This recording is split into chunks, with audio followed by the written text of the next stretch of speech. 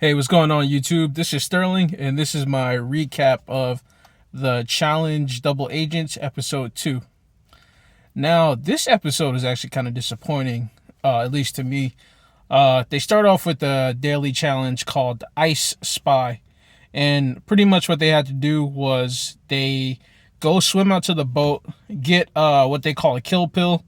They all each had stations, and pretty much when your station fills up with 3 kill pills, then your team's eliminated from the game and you can't continue anymore. So instantly when they start the challenge, you had Michi. He almost I think like his limbs started freezing or something like that, and pretty much Fessy had to actually jump in and rescue him.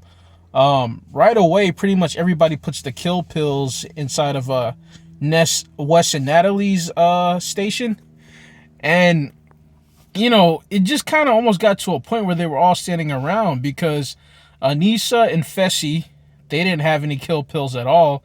So you pretty much have a point in this thing where like they're all standing around. And my thing is just like, it was kind of pathetic to watch because I understand that it seems like there's a lot of friendships in this house and that you have like a huge number of people on the same alliance, and they're talking about how no one's gonna put a kill pill if you're standing right by your station, but it's like, come on now, you need to have a winner. And as far as they talk about, okay, well, we'll let Aneesa and Fessy win because do we let them win and they have the blood on their hands?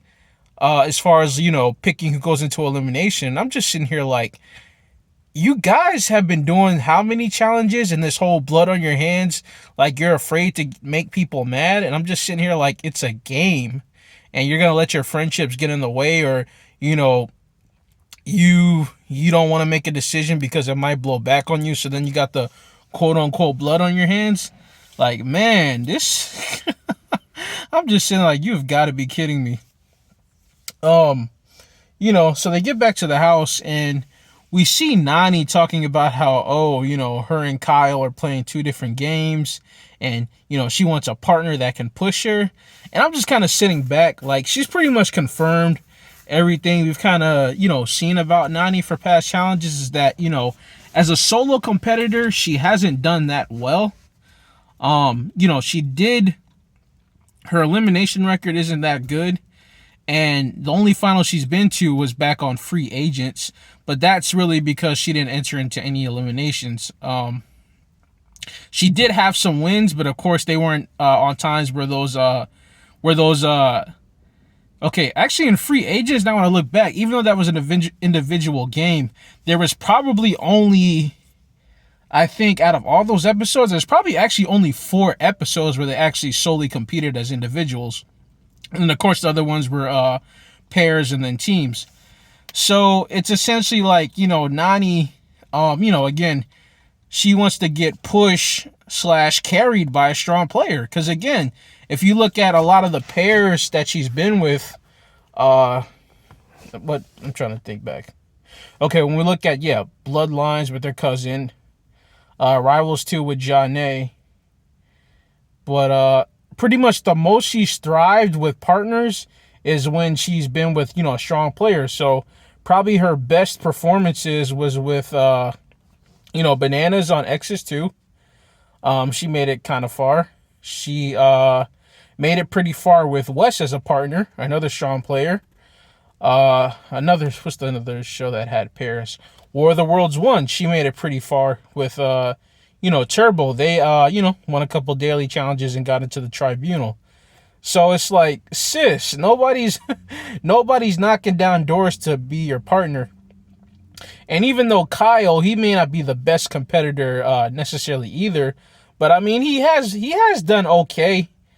And going with that being his 6th season now, and he's made 2 finals. And probably besides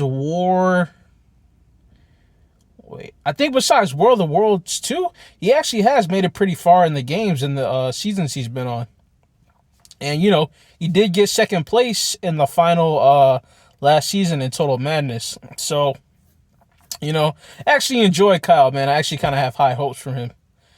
So they finally do the House deliberation vote, and you see Joseph saying, he wants to take out Wes, and you know, pretty much just drawing all this attention to himself.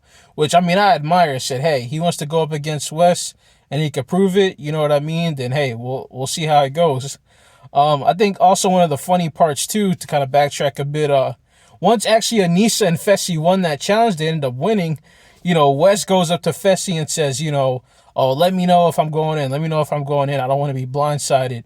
I need a job. I need a job. Like, and then talk about, and he says, I can do anything. I can be a janitor.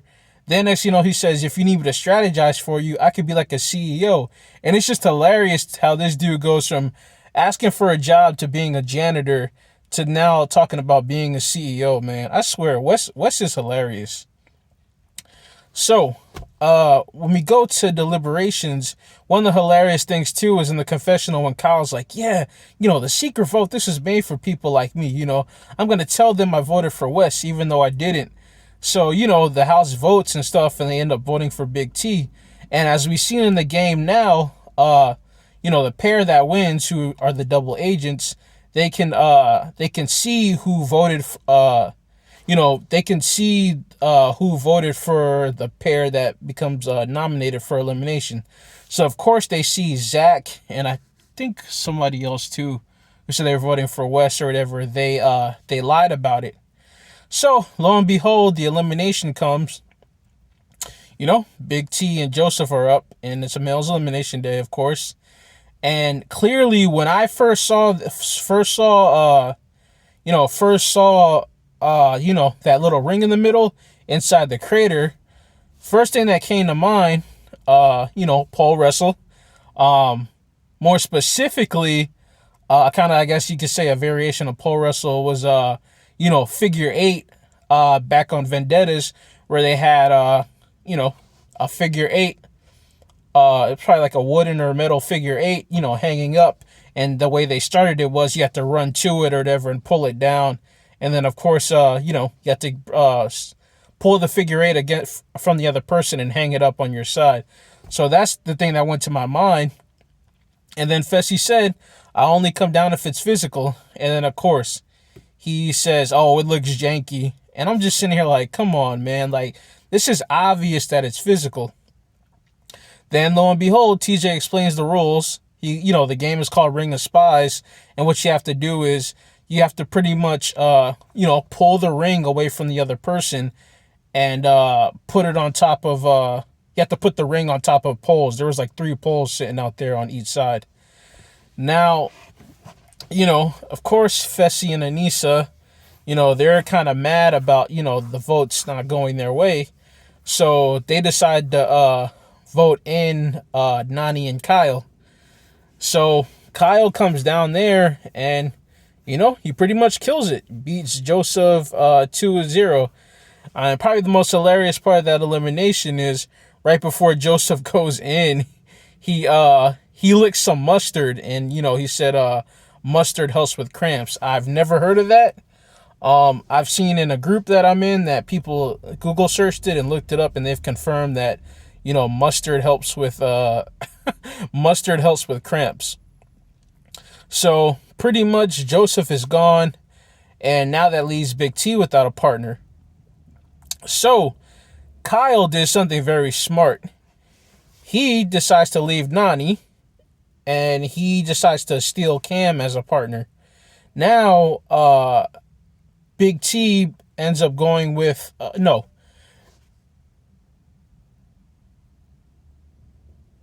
losing my train of thought. Okay, yeah, Josh, okay, he was partnered with Cam, so now that he got Cam stolen away from him, and he started tripping and going crazy, like, oh man, I was cheering for you and everything, and I'm just sitting here like, bro, calm down, like, it's not that serious.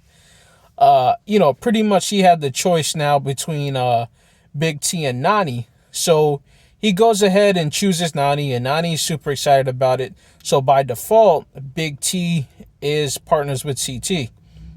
Now, one of the things I find interesting too, not even just with Nany, but with Big T, she's talking about how her and Joseph aren't working well together, and what he's doing can be affecting your game, but he's not, taking it seriously.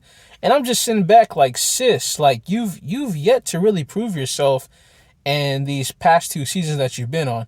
Granted, in World of Worlds 2, they were against a stacked USA team, so, who knows? She could have got farther had she won her elimination against Georgia. And then on top of that, too, she she got medically DQ'd when she, cut her foot when she, I forgot, I can't even remember how she even did that. I think it was like the way she came down on the bed and the way she like landed on the chair, some shit like that. But yeah, man, it's going to be interesting to see how these pairs turn out. And, hopefully people stop playing a scared game, because there's only so many skulls, right? So now there's only 4 more skulls left for the guys and 4 more skulls left for the women. But, considering how these seasons go, when there's usually going to be probably at least maybe 14 to 15 episodes, there's probably definitely going to be, more than 5 eliminations for women and more than 5 eliminations for men. And what I'm thinking will probably happen too with those eliminations, they'll probably end up doing eliminations during the finals too, because I can't imagine they're going to have, 10 people. Because lately what I've noticed MTV's been doing in these past seasons is that there always seems to be some purge during the final. I think probably besides Final Reckoning, I've noticed each of these finals have had a purge. So, it'll probably be, they have the 5 pairs, 5 women and 5 guys running. And then by the end of the final, it'll be, 4 of those people purged away.